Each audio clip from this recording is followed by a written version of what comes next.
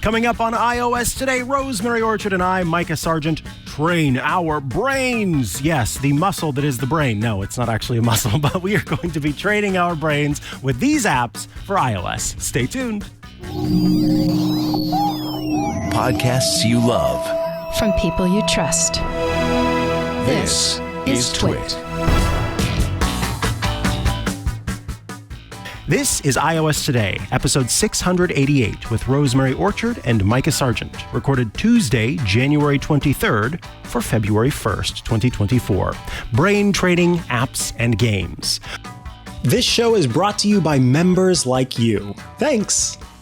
Welcome back to iOS Today, the show where we talk all things iOS, tvOS, HomePodOS, watchOS, and all the OSs that Apple has on offer, soon to be visionOS as well. Yes, this is the show where we help you make the most of those wonderful, wunderbar Apple devices that you have. And in order to do that, I am one of the hosts of the show, Mikah Sargent, who loves to talk about iOS and everything else.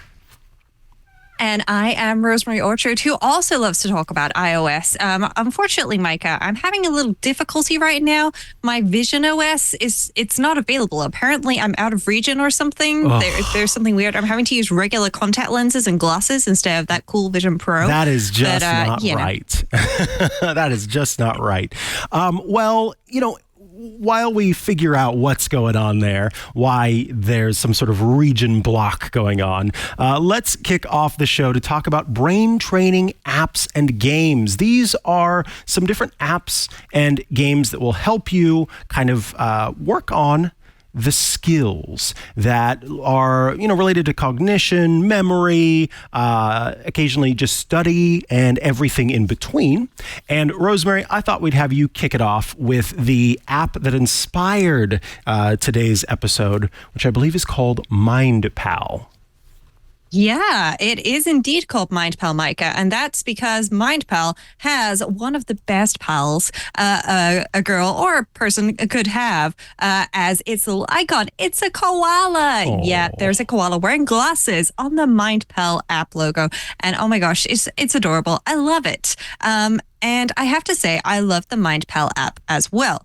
So it is a free app to download and try. There is some in-app subscription options, but there is also what I chose to do. There's a lifetime in-app purchase that you can do, which I think was around about $50 when I did it. But there are a number of different games inside of MindPal, and every day it gives you a workout. So I haven't done today's workout yet, and it's showing me today's game. So I can see one line, word search, tricky words, memory board, and flash words. And those are the games it's picked for me to do today. If I decide that I don't like one of those games, for example, one line is actually fine, but there is another game that it's in here somewhere, and I'm not a huge fan of it because I just find it so darn difficult, which is kind of the point. But it's one of those ones where I just feel like it's almost impossible to do right. And you have to draw a line as things are moving around a shape. And now I can't see it in here because I'm trying to scroll too fast. But there's a lot of different games in here, and they're always adding new kinds of games. And you don't just do your 5 a day. You can do more than the 5 a day. But the idea is that you try and do 5 different kinds of challenges a day. So they have challenges grouped by language. So you've got connecting letters to make words or popping letters. There's synonyms, definitions. There's some grammar. There's email checker. There's word trim, tricky words. Then there's problem solving, which has one of my favorites in, which I'm just going to open up now and I'm going to play that. It's hexapuzzle. So where you have blocks that you need to drag in, kind of like a Tetris or something, but there is just a lot more flexibility in this because it's hexagons, which, as those of you who are CGP Grey fans will know, are indeed the bestagons. And I just really enjoy playing with this app. I have a feeling I'm messing this up right here. Maybe not, actually. I think I just nailed that. There we go. So I've just done 2 rounds of that, and my score is 28,754, which is not bad considering the fact that I was talking and trying to look at this screen the whole time. So every day, the idea is you do 5 different kinds of puzzles. There's attention puzzles, there's math puzzles, there's flexibility puzzles, where, for example, color mix, it'll show you the words of colors, but they're in a different color to the word they're shown in, to the word that it says. So it might say blue, but it'll say it in like yellow or red, and you have to identify the color that it is rather than the word that it's saying, or vice versa. There's memory games, and then there's speed games. And I really like this because it has the variety there. It picks out, 5 different challenges for you every day. But if you decide you don't like one of them, you can just do what I did and just go pick one of the challenges and play that instead. And yeah, it's a very nice app. I find it's just, very enjoyable to play with. You can build streaks and get stats, and there's, options to have daily alarms and turning on and off sound effects and background music and Sudoku and things like that. And they do actually have a little bit of information on the science behind brain training, which is, about your brain's plasticity and your brain's ability to change, and, how retaining that is important. And they've got science-backed games. They're saying it's like your brain personal trainer. But whether or not you think that you can train your brain, I feel like it's always fun to give yourself a small challenge or a couple of small challenges every day that suit your mood and your brain, because, there's something really satisfying about being able to just be like, yeah, well, I nailed that. I don't feel entirely prepared for my morning meeting, but I do know that my brain actually works today. I've confirmed that. Or if you've had a really bad night's sleep, getting a bad score is not actually a bad thing necessarily, because it can confirm that, yeah, you do need sleep to function. So that's MindPal. Beautiful.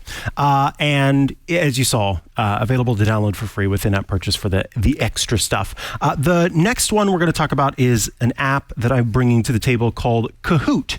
And Kahoot is essentially an app that lets you create flashcards or other kinds of quizzes. So you can play. We've actually talked about this app on the show before because it was one of the first apps to offer share play, where you could have a FaceTime call with a group of people and you could all kind of work on these quizzes together. This is an app that's great for study groups, but it's also just an app that can help you pass the time. So I'll give you an example. One of the top picks for the quizzes inside of Kahoot is something called Perspective Thinking with SpongeBob and Squidward. And so you can tap on that and you can choose Play Solo, and we can choose the different study modes, classic, tallest tower, chill art, treasure trove. We are going to do flashcards. And then we will see kind of how this goes. So it says social perspective thinking occurs anytime you interact with others. And this is going to be a true or false. That is true. So then we go, got it. And then perspective thinking, at which point you're meant to define that. Perspective thinking involves considering various perspectives, including those of others, to gain a deeper understanding and make more informed decisions. So that is an example of one that's already created. But let's go back to the main screen because I want to show you what it's like to create your own. So you can go down to the bottom of the screen. You'll see home, you'll see discover, you'll see create, you'll see library, and you'll see join. Join lets you join a Kahoot that has been created. We're going to choose create and choose create from scratch. And when we tap on add cover image, I'm going to search, I'm sure you can imagine what I'm going to search for. I'm going to search for a Chihuahua. So we will add the Chihuahua, and you can put in alt text here, which is a Chihuahua looks toward the camera while standing in a field of grass. And then we choose save. Next, we choose a title, and this is going to be called the Chihuahua Quiz. And then we can choose a theme. So I'm just going to go with standard to keep it simple. And I can see what it looks like on mobile and on the desktop.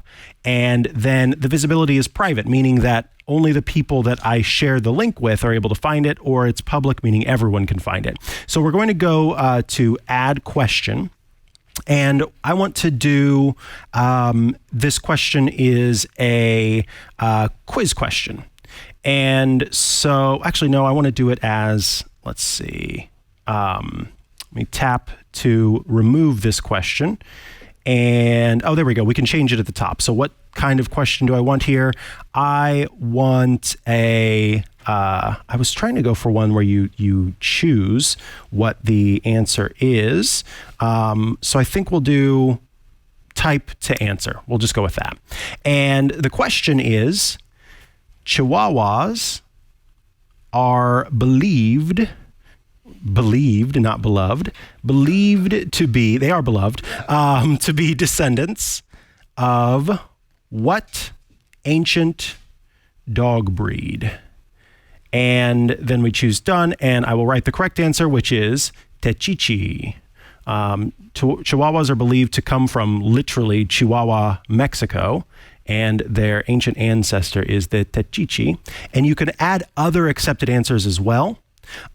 So if, maybe it's misspelled or there are common other options, then you would put those in as well. And then we can add another question. This one we'll do true or false. Then we'll go true or false. Chihuahuas have one of the longest lifespans of all dog breeds. And of course, we know that that is true. The smaller the dog, the more likely it is to have a longer lifespan, and it has to do with how dog growth happens on the cellular level. Larger dogs, their cellular energy, it's believed to be, is devoted to taking them from this tiny creature to a large creature early on in its life. And so that cellular energy is expended at that point to make them into a large dog. And so their life doesn't last as long. Their telomeres get shorter, quicker, et cetera, versus smaller dogs where they don't have to put all of that energy in at first. And so they end up lasting longer.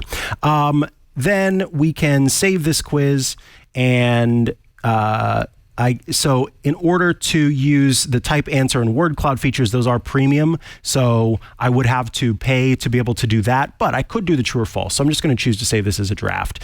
And that gives you an idea of kind of creating your own quizzes. But the main thing here is that we can discover all sorts of Kahoots, as they're called, that have all sorts of information like standard trivia, historical figures, animal-specific species. So let's do animal fact or fiction real quick, and then we'll move on here. Definitely want to do the play solo, and we will choose classic. And here we go. Oh, I have to select a character. I'll be a panda wearing glasses. Yay. That's good. And then we will move on to start playing. So you can see that there are actually a bunch of other players who are joining us, and the game starts shortly. And here we go. All bats feed on blood. That is false. That is fiction. We know that some bats eat fruit, other bats eat bugs, et cetera. You get the idea. You can play along against other people and kind of gain points over time. And that is Kahoot. Again, it is available in the App Store for free with in-app purchases for the premium version, if you would like to kind of add those extra features. But it's a great way to kind of create a flashcard study habit for yourself on your phone. All right. Rosemary, it is your turn. Well, I am glad it's my turn, because who doesn't want to do puzzles every day? Or Everyday Puzzles is actually the name of the app. You see what I did there? And this is another one that is free to download. And there is the option of doing some in-app purchases or subscriptions to unlock things. But for the basic app itself, you don't need to pay for anything. So there are 9 different kinds of puzzles in Everyday Puzzles. There's Enneagram, where you have letters that you need to connect up to make words. Hashtag, which is like Wordle, but it's Wordle to the power of 4. So I'm just going to tap on this and show you folks the daily puzzle. And I won't solve it, A, because it will take me a while, and B, because I don't want to ruin it for anybody else who's doing this. But as folks who are watching the video can see, there are 2 words going down, and then on the second letter of the downward row, so in the second row, there is another word going across. And so there's a blank space in the top corner, a blank space in the top middle, and a blank space in the other top corner. And then there's another word intersecting in the fourth row. So yeah, this is really difficult. It's a really, really, really good challenge, I have to say. It does always give you a couple of greens and some yellows to get started with, so that does help. So that was hashtag, but there are lots of different kinds of puzzles. Now, these are mostly word-based puzzles, but there is also Sudoku built in here. But one of the ones I really love is Tangle. So if you play Tangle, then you start with 2 words. And each time you can only change one letter in the top word, and you have to get to the bottom word. And there is a suggested path, which I can see says 7 words. So I know that it should only take me about 7 attempts to get between these 2 words, but I'm going to have to figure out what that is. Now, I'm not going to do that right now, again, because we're on the show and I don't want to ruin it for anybody. But yeah, there are a lot of really cool things in this app, and I really enjoy it. I did see it advertised on Instagram, and yeah, that can be good or bad sometimes. But it's one of those ones where I have actually genuinely been enjoying it. And one of the things I should say is, sometimes it'll say, like, for example, I didn't do yesterday's challenges. I can unlock those for 100 coins, but I also get coins and other things for doing the puzzles, so you don't necessarily have to pay for it. However, there are some options to get no ads for like $1 for 24 hours, which seems pretty expensive to me. But there are other options available there as well. And I should also mention that there are challenges that you can participate in as well, which I saw just now, and now they're hiding from me. But there are definitely some challenges somewhere where you can actually participate and go against other people and enjoy those things as well. So there we go. That's Everyday Puzzles. The next app that's on the list for me is an app called Brilliant. Learn interactively. And with this app, you are learning skills. It specifically covers math, science, computer science, and kind of related fields. And so I went through the setup process to get into the programming and computer science stuff. And this is the first lesson. There are 17 lessons in it. So it says, take your first steps in coding. So I'll choose Start Lesson.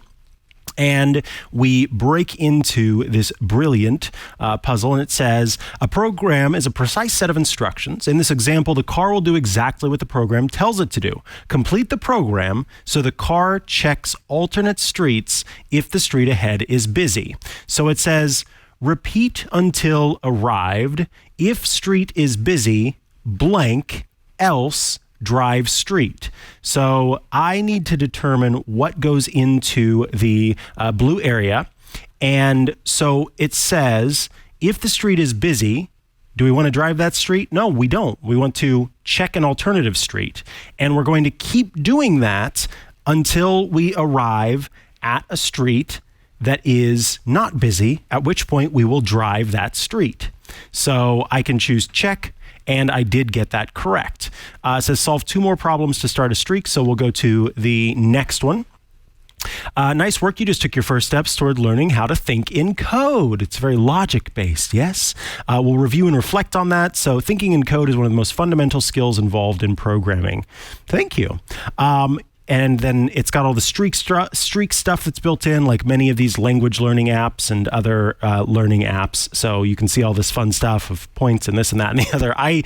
I'm never a fan of that because as someone who doesn't like to wait around, I just want to go ahead and skip past it. Cool, I've got 55 blueberries and 62 gold stars. Just get me back into the lesson. So writing programs is this next lesson. It says computer programs use precise step-by-step directions to avoid ambiguity. So we'll start this lesson. And it says, in this lesson, you'll create your first programs from scratch. So it says select streets to create the shortest path that will lead the car to its destination. Well, we know that the shortest destination or the shortest distance between 2 points is a line, but we are unable to take a line. And I think that the green and the yellow means that there's some traffic. So I want to go up to the north, and then I want to go to the east to get to the path. And then I will choose check, and it says that is correct. So it moves up, it turns right, and then it moves forward. Or I should say it moves forward, turns right, and then moves forward again. And then the explanation here is that there are two possible shortest paths. One is to go one street up and then one street right, as shown below. The other is to turn right, go one street right, turn left, and go one street up. So apparently that green is not in regard to the traffic. I thought it was.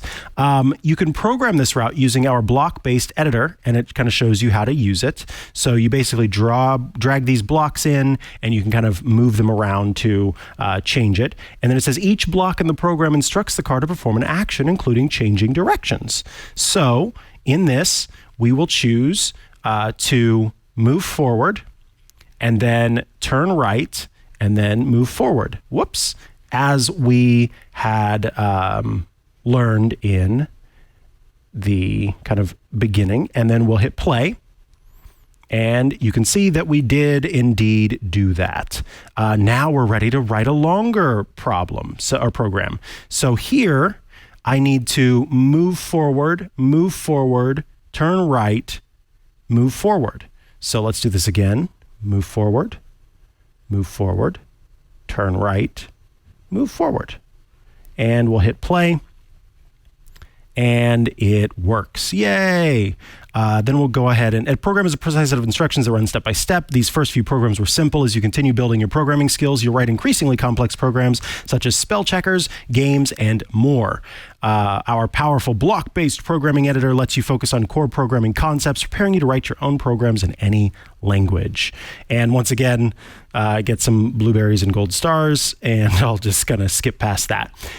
That is a quick look at Brilliant. There are lots of different courses. So there's the computer science program that I'm working on right now. There's data analysis, foundational math, advanced math, science, and there are courses on how large language models work, introduction to probability, vectors, thinking in code, creative coding, predicting with probability, algebra, mathematical thinking like number bases, infinity, math history, geometry. I mean, it just goes on and on and on and on. There's so much cool stuff here.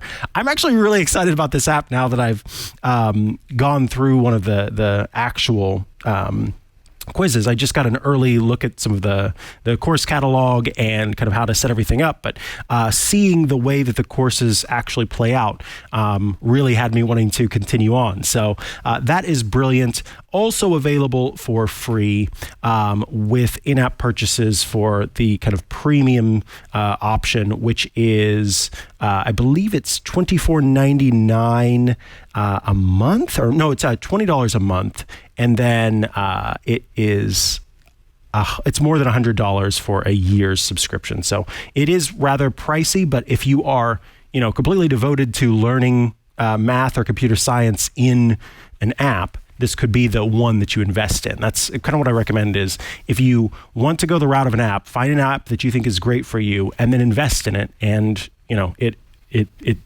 sells itself. It makes up for itself. All right. What is last on your list, Rosemary? Well, last on my list is one that's going to be free if you've got Apple Arcade. But you know what, Mikah? I think we should talk about Apple Arcade in next week's episode so that folks can actually get their money's worth out of it, because there's some really good stuff in there, lots of word and strategy puzzles. But the one I'm going to talk about right now is Crossword Jam. So folks will probably have seen many similar ads like this. The advantage of this one being in Apple Arcade is it's unlocked, there's no ads, and you just get to play. So I am part of the way up the progress chart, and so I'm going to tap on the next one, and it's given me a crossword-like layout, but then at the bottom I only have 5 letters, and I have to try and connect them up. So I put rum out, and that actually wasn't one of the words that's in this one, and so it's just giving me a bonus. So I'll try hour, and this has gone in, and now I can see that there is a word that has an O as the second letter. So I need to figure out what one that is. I'm going to try forum, because that could be there. Excellent. So now I've got something that ends with an R. So it could be fur, for example. No, that's not it. Could it be 4? Yes, it is 4. And so now I have another word that starts with an F that is 4 letters, and it isn't 4 itself. Interesting. That's not a word. That's also not a word. I am struggling here. This is the problem when people are watching you. There are hints and so on that you can unlock. And there is also a daily challenge that you can take, which is a little bit more challenging. It doesn't have just the 5 letters or however many you've worked your way up to. It has 6 letters, and the puzzle is quite a bit larger. But that is always, nice to see. Gam is definitely a word. There are different challenges available to you depending on what it is you want to do. What I like about this is it's not a traditional crossword in the sense of solving puzzles, but if you do like that, then you should check out Apple Arcade because there are some good options there too. And last but not least on my list is an app called Lumosity. And Lumosity is going to be a lot like the app that we started with, MindPal. Lumosity is also a brain training app specifically. And with this app, what's great about it is when you first start, it takes you through a series of different games to kind of get an idea of where you are in your kind of basic math, language, and cognitive understanding. So it will work on your estimation, your calculation, your vocabulary and reading skills. Again, ones that focus on attention, on memory, on problem solving, on flexibility, on speed. And over time, it will kind of shape the lessons to base them on the areas where you find that you might need work. And so as you kind of work on those things, you get better and you can kind of keep track of yourself over time. So when you start out, after you've taken the basic kind of test to get your base level understanding, then it creates workouts for you. And in much the same way, I'm a little nervous about doing the workout because I am doing this in front of the viewers and listeners, but we shall see. So the process, this is a task switching quiz or test. And essentially here you're trying to change how you're thinking based on the circumstances in front of you. So when I did the test at the beginning to determine where I was, I scored really well on all of the tests except then the last one came along, and in it there were a bunch of trains coming out of a cave, and you had to adjust the tracks on the fly to send the trains to the right station. And it wasn't just one train would come out and then you'd adjust the tracks. It was, 3 or 4 coming out at a time and you having to adjust the tracks on the fly to try to make them all go where they needed to go. And you kind of had to wait a second after the thing moved and then change the track. I did not do so hot on that. And so I'm wondering if this is going to be a little bit like that. So here we go. We have the tutorial first. When orange leaves appear, swipe in the direction they are moving. So they are moving to the right. When orange leaves appear, again, we swipe in the direction they are moving. So I want to swipe down. When green leaves appear, swipe in the direction they are pointing. So they're pointing to the left here. They're pointing to the right here. They're pointing to the left, down. This I need to do where they're moving, which is up, and they're up still. And so you have to kind of do it quickly. And so here we go. We're doing the actual version. So this is where they're moving, where they're moving, where they're moving, where they're moving, where they're moving. They're moving to the left. They're still moving to the left. They're moving to the left. They're moving down. They're moving to the right. They're moving up. And now I need to go where they're pointing. They're pointing down. They're pointing up. They're pointing left. They're pointing down. They're pointing down. They're pointing down. They are moving up. They are moving right. They are moving right. They are moving right. They're moving left. They're pointing right. They're pointing down. They're pointing up. They're pointing up. I almost went right. They're pointing left. They're pointing right. They're pointing left. They're moving down. They're moving down. They're moving left. They're moving up. They're moving up. They're moving down. They're moving right. They're moving down. They're moving left. They're moving left. They're moving right. they're pointing, and then we would continue on if we didn't run out of time. And then it gives you an idea of where you are for that. So 13,500 was the score that I got, and I've completed one of the, 2, 4, 5 puzzles that I need to complete for the day. I'm not going to go into the rest of them because we got to keep moving along here. But these different skills, well, let me go to the next game. We won't play it, but this game is about, it says information processing is the initial identification and analysis of incoming sensory input. So it looks like you are driving a car and you'll probably have to move out of the way of different things to make sure that you don't hit them. So these little mini games, though, are specifically tailored towards skills that you have and help to kind of not only just scratch the brain, but try to keep it active in different ways. So, I quite like Lumosity. I think it's fun, and they do try to have this as a science-backed approach. Also available for free, in-app purchase gives you access to more skills, more games, and I think it's actually a really good price at $60 a year. And $12 a month. So they really kind of try to push you to the $60 per year, which is a much better deal than $12 per month. Check out Lumosity. Folks, those are some brain training apps and games well worth checking out. As always, I encourage you, if you have a game that you or app that you use to train your brain, let us know. iOS Today at twit.tv. All right, moving right along, let's head into the news segment. I wanted to start by talking about how things changed, and I was directed to do a pre-order for the Apple Vision Pro headset.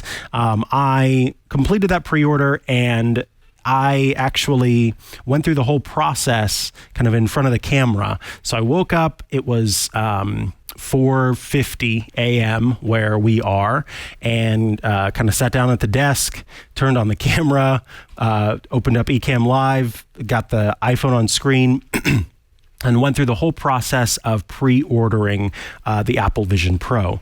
I didn't have any issues with the pre-order process itself.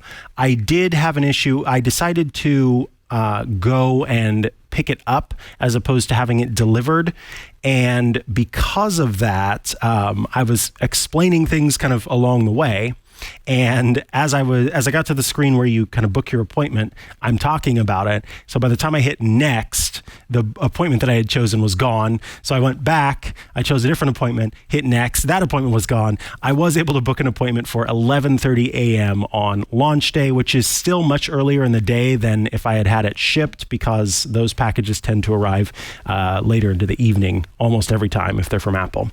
So I'll still be getting it earlier than that, and earlier than I would otherwise, but I'm going to see how much I'm able to kind of capture as far as the process goes of pickup and the sort of training that they provide there before we bring it back. And we'll have lots and lots and lots of coverage of it.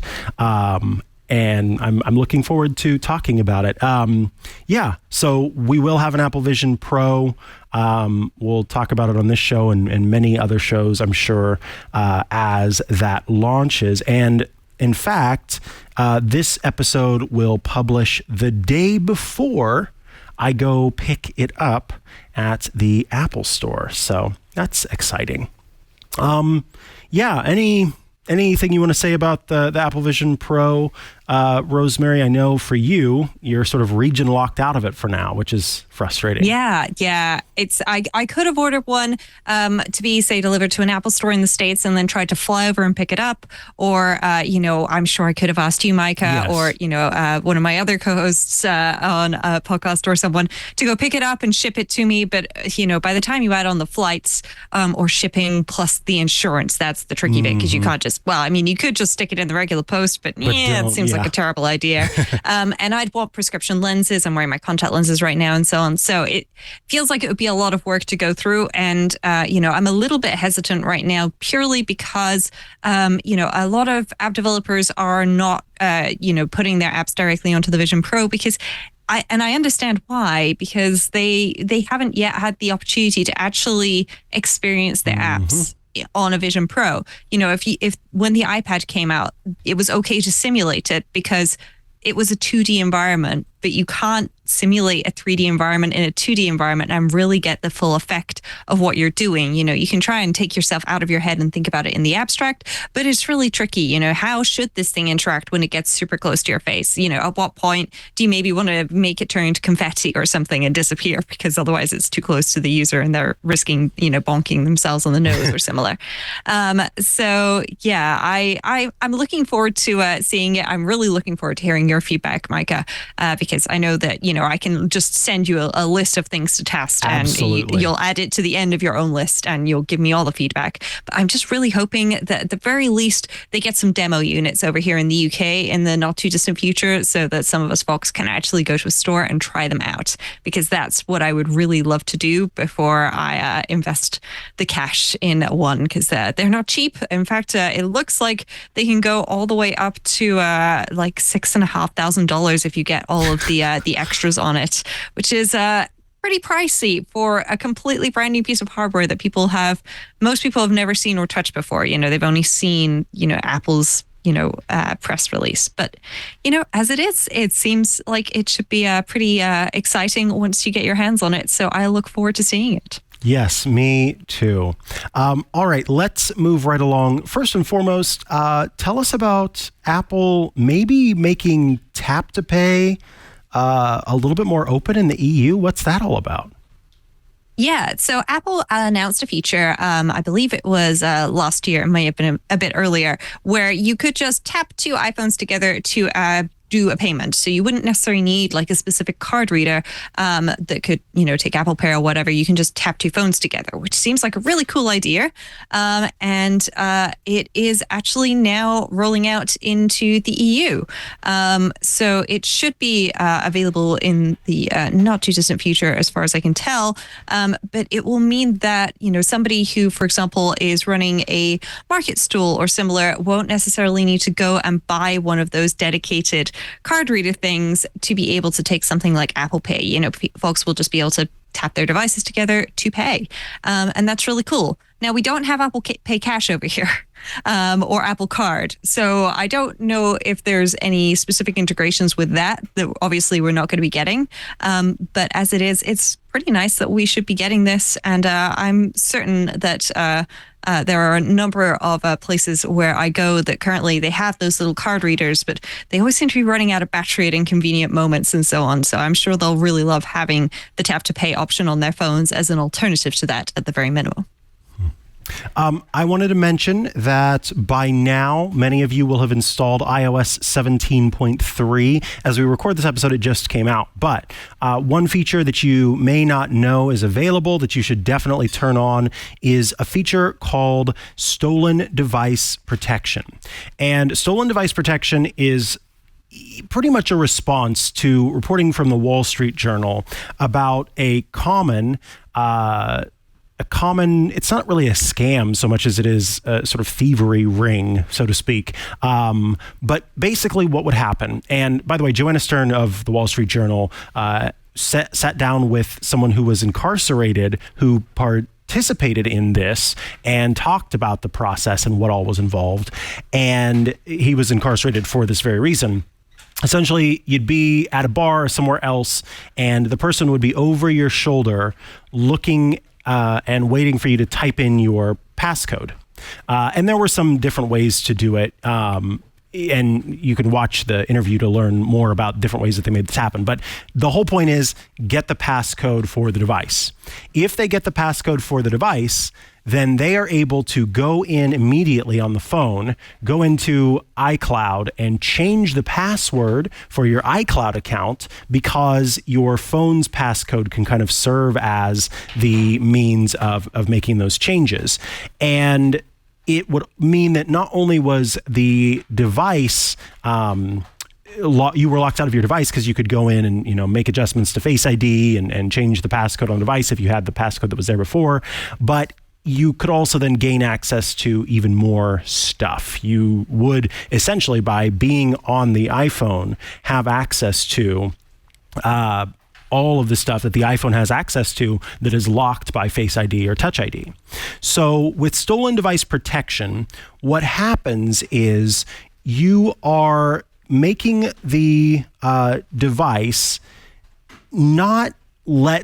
you're keeping the device from being able to do certain things based on your location. So if you are not at a familiar location, which is determined over time. Whenever you're using your iPhone and you're going to different places, it looks at the places that you go to most frequently and starts to label those as home or work. So over time, and also it does this in many ways. It can also look at your contact card and see what you have labeled as home and work. It can look at, again, the mapping information, where you've set up a HomeKit home. It uses all of this to determine it, to set up these familiar locations.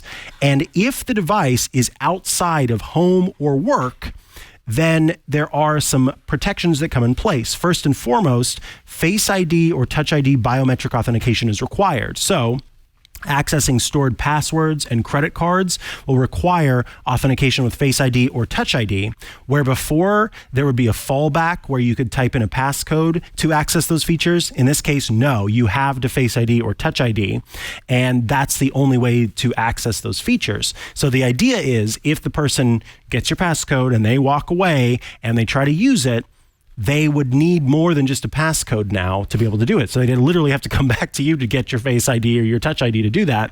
And then there's also a delay. So changing your Apple ID password will mean waiting an hour.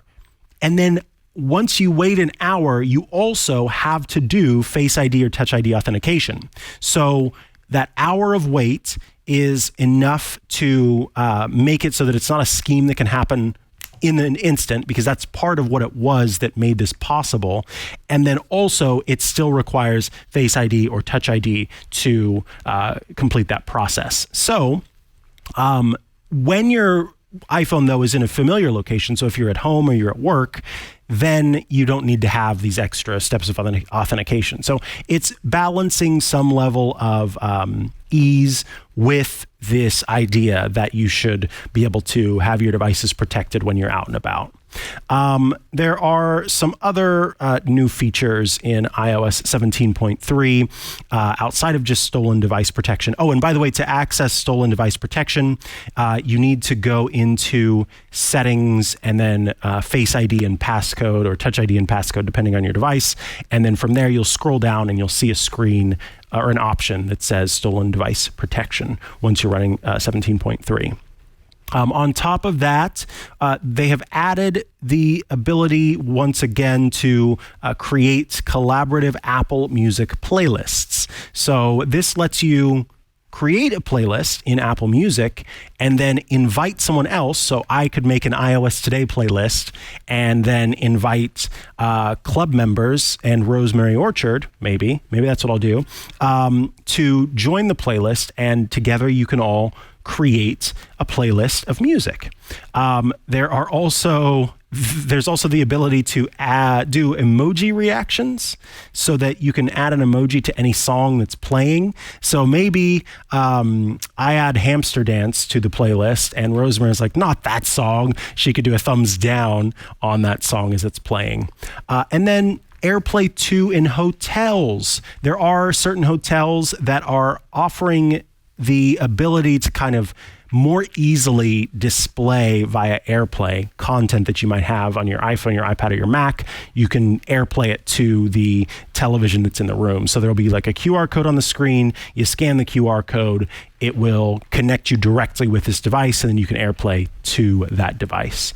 On top of that, AppleCare information, it will be displayed for all of your devices that you have, not just the device that you're using itself. So in the Settings app under General, it will show you AppleCare and warranty information for all of the devices that are signed in with your Apple ID. And then they made some slight adjustments to crash detection so that it's maybe not doing so many false positives, and just making sure that it is indeed a car crash. Also, those of you who were concerned that you could no longer add shows and movies to your wish list because the iTunes Store app went away, don't you worry, because now you can once again add TV shows and movies to your wish list and have that available to you. So those are some of the changes in iOS 17.3, changes and updates. And then one final bit of news. Rosemary, tell us about that. So some folks who are iOS Today listeners may already know Stephen Hackett. And if you don't know Stephen Hackett, you should probably go to 512pixels.net to find out about some of the stuff that he posts, because he does some really amazing content about Mac and iOS podcasts, videos, and he's got a great blog. But he has recently joined forces with another podcaster that Mikah and I are both have some things in common with, who is David Smith, who is an app developer who makes some really great apps that we've talked about here on the show: Pedometer++, Sleep++, Widget Smith, Watch Smith, and so on. And they're going to be working together now. And I'm really excited to see what this brings. So yeah, awesome stuff happening in the world of nerd developers, which just means more great things for us to talk about on the show as far as I'm concerned. Absolutely. Alrighty, folks, I can hear the music. It's time for Shortcuts Corner.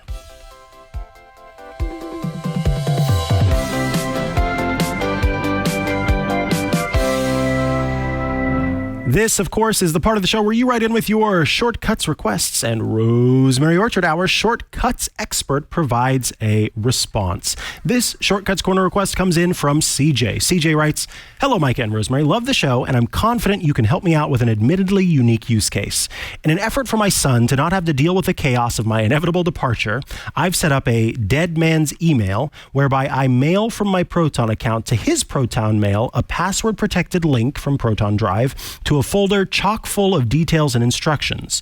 Because it's Proton Mail, it's secure from end to end. I scheduled the email to go out on a Monday, and I set a reminder on Sunday evening to reschedule to the next Monday if I'm still walking amongst us." So this is when Dad shuffles off the mortal coil. I understand now.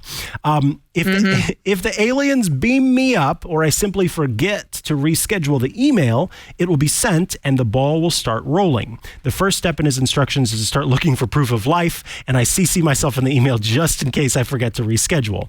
Here's the challenge. My kid sucks at checking his email. The only thing he reliably responds to are texts, like iMessage. What I'd like is for him to receive an automatic text if I've checked that tells him to go to his Proton Mail. Oh, I see. What I'd like is for him to receive an automatic text if I've checked out that tells him to go to his Proton Mail. I can think of a few approaches, but I'm sure the genius mind of Ms. Orchard can derive the simplest. 1. Would there be some way to trigger a shortcut based on something from Proton Mail to text my son? Or maybe simpler, 2, can I create a dead man's text that will go out in a week's time if I don't reschedule it, and of course make it easy to reschedule? Just means that I have to reschedule 2 things, but that isn't onerous. I see in shortcuts that the tools might be there, but I'm not sure how to put them all together to accomplish the desired result. Thanks in advance for your thoughts. Keep them flying. CJ.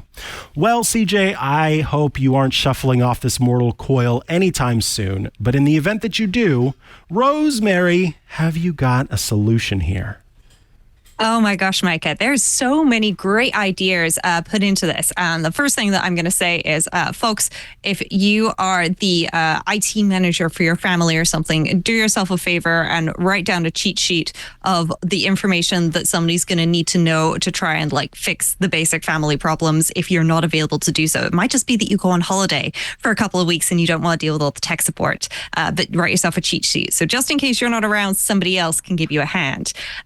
Now, I'm going to start with, a couple of different approaches here, because CJ started by asking if there's something that can happen based on Proton Mail. And believe it or not, yes, there is, because Shortcuts has the ability to run automations. And I'm going to be using automations for everything that I'm going to be talking about here, because I think that they're going to be the best way to trigger this. But because CJ is CCing themselves on this email, that means that if the email goes to them, then it should probably send out the text to their son. So I would suggest in Shortcuts, go to the Automations tab in the middle at the bottom, and then you can go down and you can select email as your trigger.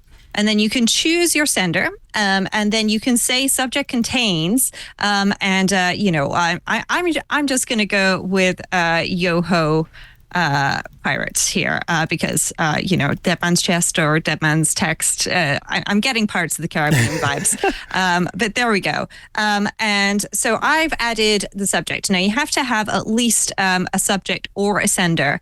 You can also have a specific account and a specific recipient. But I'm assuming, CJ, that you're being smart and your email subject is something that's fairly, obvious what it is and can't be, misconstrued as something else. So I've gone with Yoho Pirates. But this means that now if I get an email with subject Yoho Pirates, then on the next page, I can either choose a shortcut or I can create a blank automation.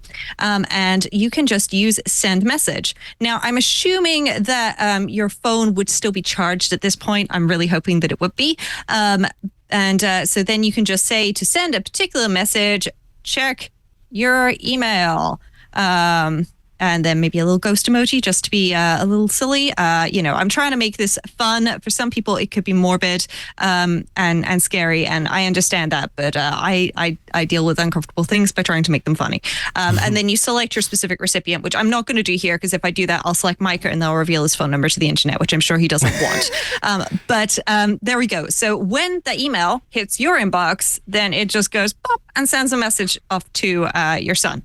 Very simple. Very effective. But that's now, two different things that are going on. Okay, so you've got Proton Mail sending the email. And if you update something in Proton Mail and maybe change the subject or something, then you have to remember to come back to the shortcut to change things. So I thought, this is fine as a solution. And it just takes what you already have. But, of course, other people can use the same sort of thing of watching for an email and sending a text message or setting an alarm or adding a reminder. But I thought, what about if you stop using Proton Mail to schedule the email? Because I know it can schedule emails, but what if in Shortcuts you create a personal automation, time of day, weekly on Sundays, and I'm just going to remove the other days of the week because I had an idea. And I'm just going to change this back to 6 o'clock so it's in the past just in case I do something wrong. And I'm going to create a blank automation because I thought, what's a really easy thing that you could just have that's going to remind you by itself that you need to do something about it, but, is, going to still definitely happen if you're not around. And I thought, what about the calendar? So you could create a calendar and a very simple calendar event. And I'm just going to make sure that I'm not sharing all of my calendar appointments here. And I'll just unselect all of them. There we go, hide all. Because if you created a calendar appointment that was an all-day event every single Sunday, or just on Sunday, for example. So I've selected this upcoming Sunday, and I'll just change that to my general calendar and I'll call it Check the Switch. Okay. So I've called this calendar event Check the Switch. And then what happens is I can also set up an alert, and I can set this up for say 9 a.m. Now, you'll notice when I created my personal automation, I said to run at 6 p.m. That's 1800 in 24-hour time. So I'm going to get reminded at 9 a.m. that I need to, do something about this if I'm still around. And it's not something that's immediately going to scare somebody if they do happen to read this notification over my shoulder. But then I can just move this event forward by 1 week. So I've added that. And now I'm going to go into Shortcuts, and I'm going to go for Get Calendar Events because we know that this is going to happen on a Sunday. And if I could spell calendar, that would be so much better. And there we go. So we've got Find Calendar Events. So start date, and I'm going to change that to say is today. And tell you what, I will just jump off to Sunday, and I'm just going to move this back just to today so that I can use this for my demo, just because otherwise it won't work as nicely. And so I can just find the events which are today. Okay. And then if I just run this, then it takes a little too long to run. And then I'll see a whole bunch of things come up here. So I'm just going to add a little filter and just say is an all day event. And I'm just going to check for Oh gosh, there we go. I got a little stuck for a moment there. This is what happens when you're sharing your screen and trying to work fast because it worked perfectly earlier. So I'll delete that extra condition. And there we go. And so now I am going to say that the title, and I'll just say for now, contains switch. Now, I would suggest if you're not using this for a demo test purpose, that you be more precise. You don't just use contain switch. You say that your title is, and you copy that title of the calendar event, because then all you have to do when you get reminded of the calendar event is just tap on it, open it, and reschedule it to next Sunday.